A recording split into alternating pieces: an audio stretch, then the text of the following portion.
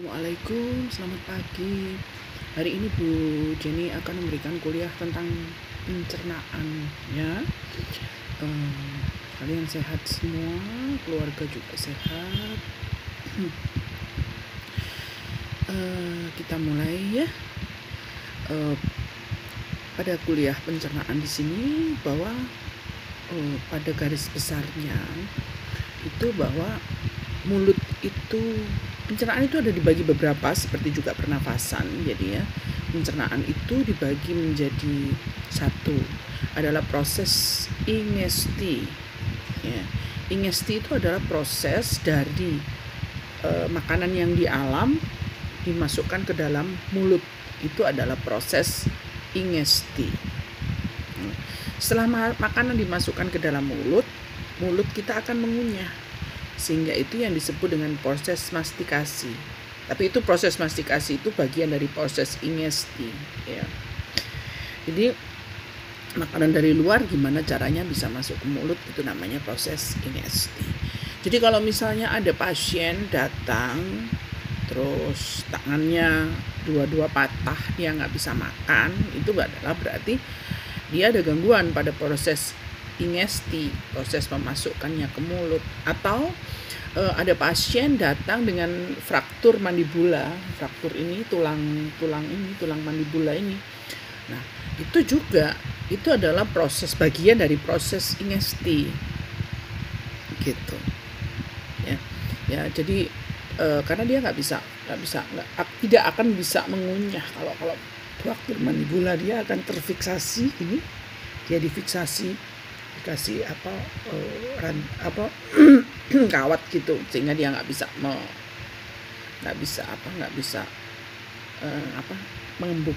membuka ini. Makanya kalau makan di sela-sela gigi ini ada untuk masuknya sedotan, jadi makanan semua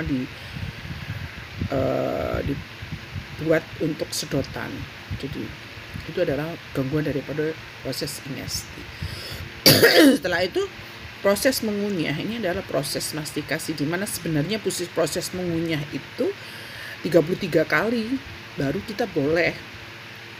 kita bisa telan makanan itu. Tapi kan biasanya kita kalau misalnya apalagi dengan lauknya enak gitu ya, kita nggak pernah mengunyah sampai 33, 5 aja udah hilang deh itu makanan di dalam mulut. Apalagi lauknya nasi jagung, terus ikan asin, terus sambel, ada ke situ, pokoknya tidak sampai 33 itu tiba-tiba hilang sendiri di mulut gitu kan. Nah, setelah proses mastikasi, sebenarnya proses mastikasi ini kalau secara riset ya, manusia itu bisa mengunyah sampai 1 kintal selama 24 jam. Hebat enggak ya?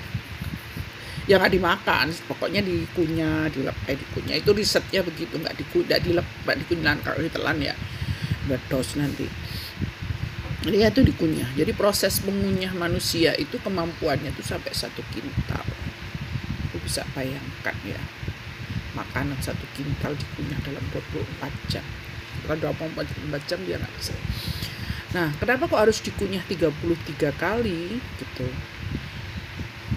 atau 30 kali gitu ya, wiritan 30 kali ya dikunyah terus gitu. Kenapa? Karena memang yang dari partikel besar menjadi partikel kecil, menjadi kecil, berkumpul dengan saliva atau air liur.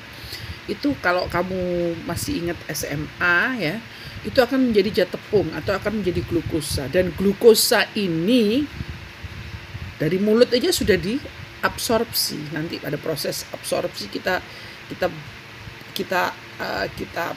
bahas ya. Di proses absorpsi nanti kita juga akan bahas. Jadi sebenarnya absorpsi itu sebenarnya dimulai dari mulut. Dari dalam mulut itu sudah dimulai proses absorpsi. Jadi seperti itu.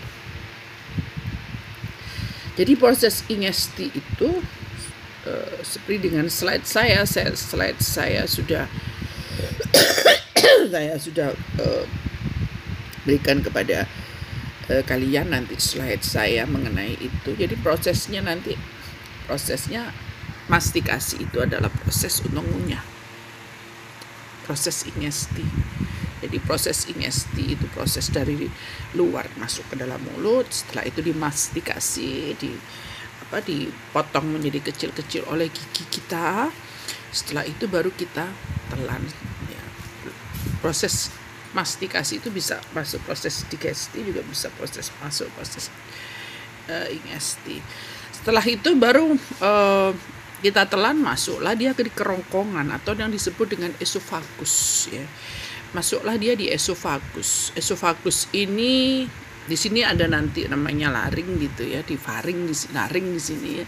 Nanti laring itu akan menutup, nanti ada proses itu akan ada pada video saya selanjutnya, bahwa bagaimana dia menutup gitu ya, sehingga dia nggak bisa masuk ke dalam pernafasan. Kalau dia masuk di pernafasan itu ya kita akan kesedak gitu, sehingga tadi yang ditanyakan kemarin mau keluar lewat mulut atau bagaimana, jadi tersedak seperti itu. Bagaimana kita tidak tersedak? Karena nanti ada ilustrasinya di film saya yang kedua. Oke. Setelah proses digesti masuk di kerongkong, di esofagus. Esofagus itu sebenarnya ya dia ini di sini ada proses apa yang disebut dengan peristaltik ya. Proses peristaltik itu apa? Proses peristaltik itu adalah proses gerakan pada sistem pencernaan. Jadi gerakannya itu gini, gerakannya tegang, rileks, tegang, rileks, tegang, rileks.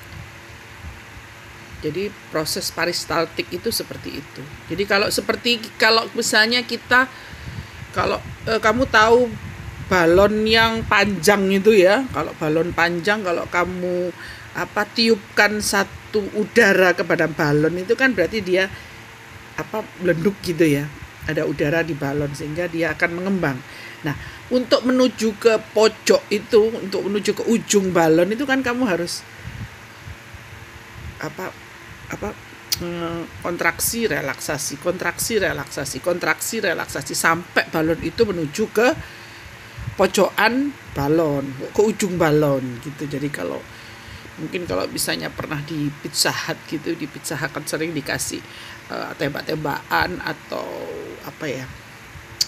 mahkota dari balon-balon itu untuk dikreasikan jadi seperti itu.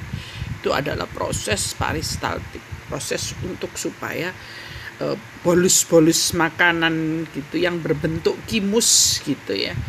Bolus-bolus makanan yang berbentuk bolus itu ya gumpalan-gumpalan makanan di mana itu kimus kayak bubur, karena sudah tercampur dengan saliva, sudah tercampur dengan enzim-enzim pencernaan yang lain, sehingga dia dalam bentuk bubur, dalam bentuk bulatan-bulatan gitu yang di peristaltik yang akan dipindahkan dari atas ke bawah, ke bawah, ke bawah, ke bawah, jadi seperti itu. Jelas ya? Oke, setelah digesti dia akan masuk ke dalam lambung. Di dalam lambung nanti juga pada slide saya berikutnya, nanti pada ilustrasi saya berikutnya ada. Jadi di lambung itu nanti dia tetap di peristaltik gitu kan, di peristaltik sehingga dia bisa masuk ke duodenum. Yang perlu digarisbawahi di sini bahwa di lambung itu pH-nya hampir 1 loh pH-nya.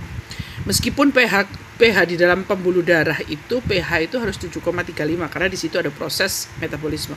Tetapi pada kondisi-kondisi tertentu, pada organ-organ tertentu pH itu tidak 7,35 tidak, tetapi pada lambung itu pH-nya itu asam kuat sehingga tidak ada jasad renik, sebenarnya tidak ada jasad renik yang bisa bertahan